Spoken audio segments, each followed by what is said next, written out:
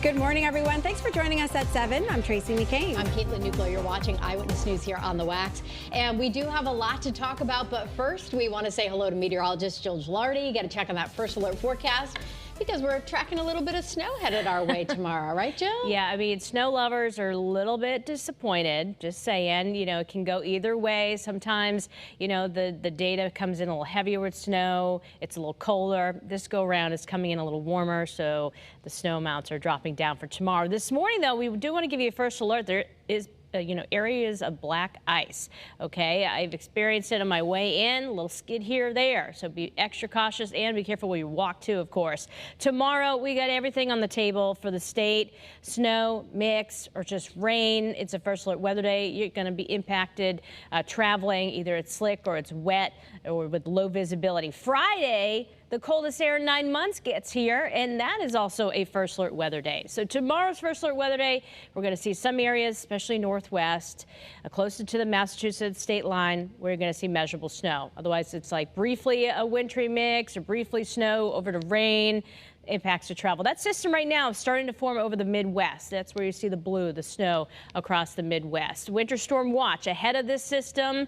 The Weather Service has issued that. So in terms of the biggest impact from the snow, it's going to be across northwestern Connecticut, basically the hills across Litchfield County. That's where the most snow is going to occur. But we're going to get into the timeline, of course, when we're expecting this precipitation to begin, what type for your area, and of course, how much snow could you see in those, especially grassy and elevated surfaces.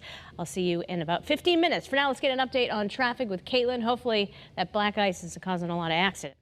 No, thankfully, Jill, we're not seeing a ton of crashes pop up, especially on those major roadways, 84, 91, 95, looking pretty good here this morning. What we are dealing with, besides a little bit of those slick spots, depending on where you're traveling on back and side roads, is some delays that are popping up here. We got a little bit of construction as well. Live look outside in New Haven, 95 north and southbound, right off of Long Wharf Drive.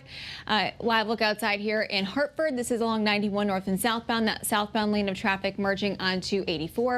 Got some delays here through Waterbury by the Mixmaster 84. This is on the westbound side where we're seeing some heavier traffic volume heading into the Mixmaster. Again, in Waterbury and 84. Live look outside in Meriden, 691 east and westbound here in Middletown along Route 9. Good visibility, at least as you're heading out the door. You'll need to warm up that car. I had some ice on my vehicle as I was walking out this morning, so just heads up, you might need to scrape that off.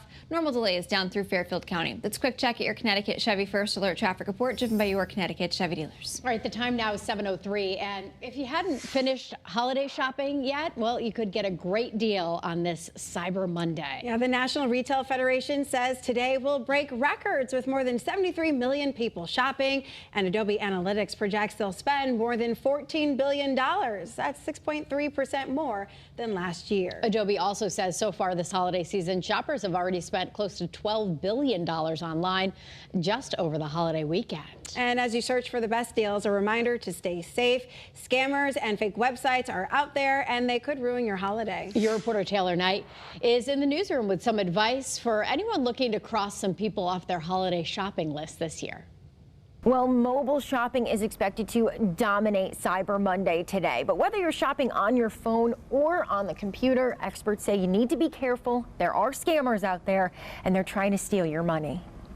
Adobe Analytics is expecting Cyber Monday to break a record with more than $12 billion in online sales. With all those packages on their way, scammers are busy.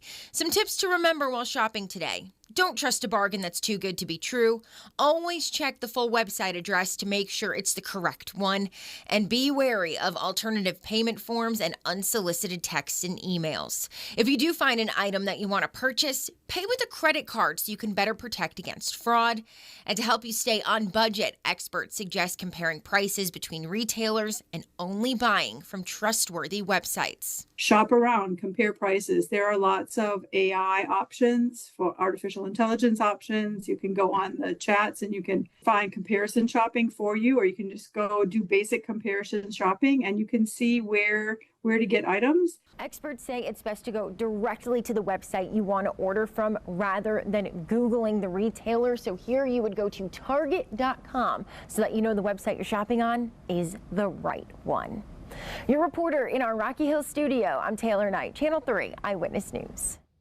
Well, right now, an investigation is underway this morning after a fire at an apartment building left more than a dozen people homeless. And it also led to the discovery of a person who police say had been dead for about a month. It happened over the weekend in Manchester. Police say they think it was arson and believe someone who lived in the building started that fire on purpose. Your reporter Anna Stansfield is outside the building this morning.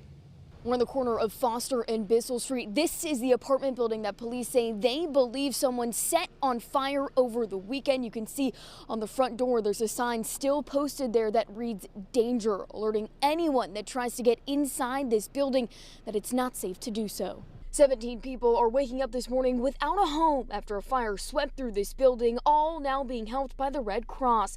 It started in a unit on the first floor. Police say they think the person inside that unit is the one who started the fire, sparking it intentionally.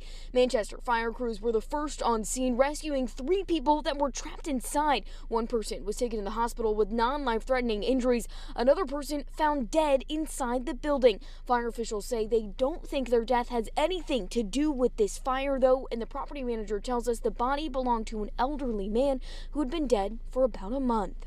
We know the fire marshal's office is leading the investigation here. They're working closely with Manchester police to determine whether or not they feel charges need to be brought on to the person they suspect started this fire over the weekend. Of course, as we continue to learn more about what happened, we're going to bring you the very latest on air and on the WFSB News app.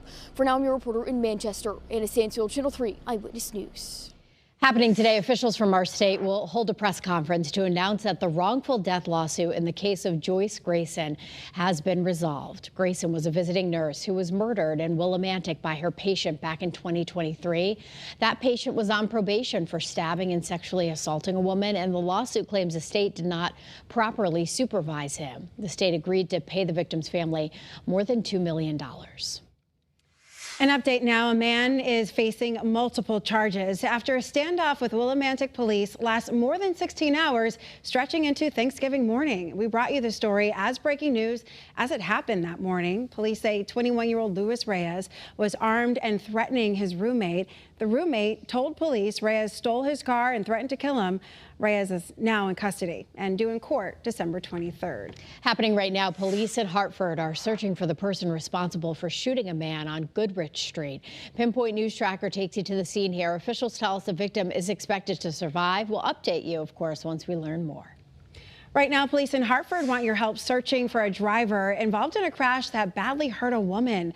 Officials say she was found in the middle of the road on Weathersfield Avenue. Pinpoint News Tracker shows you the area. Police say she was hit by 2 cars. One driver took off. The other is cooperating with police. We're working to get an update on the woman's condition this morning. Happening right now, if you live in Granby, police tell us more people are stealing and breaking into cars in your area. Police are sharing an image here of the suspects with us. Come take a look at your screen. They believe multiple men were armed and wearing masks when they stole several cars.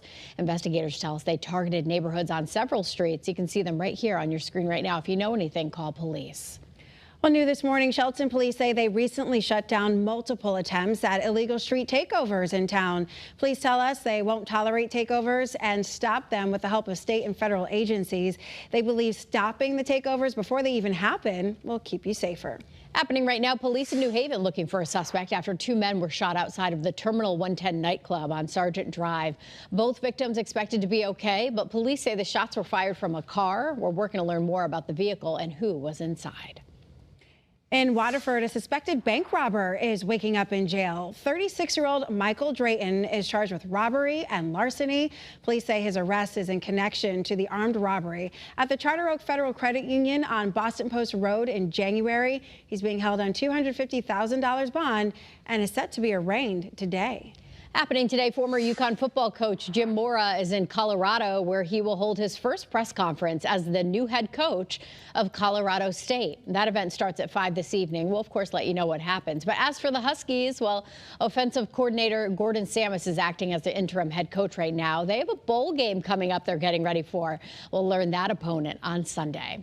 Also happening today, UConn basketball fans will have their eyes on the AP rankings to see if the Huskies are moving. The women are expected to hold on to the #1 spot. They dominated Xavier in their first conference win. And after a win against number 13 Illinois, the men looking to move back up after dropping to 5th. Both teams back in action tomorrow. The men will face Kansas. The women take on South Florida.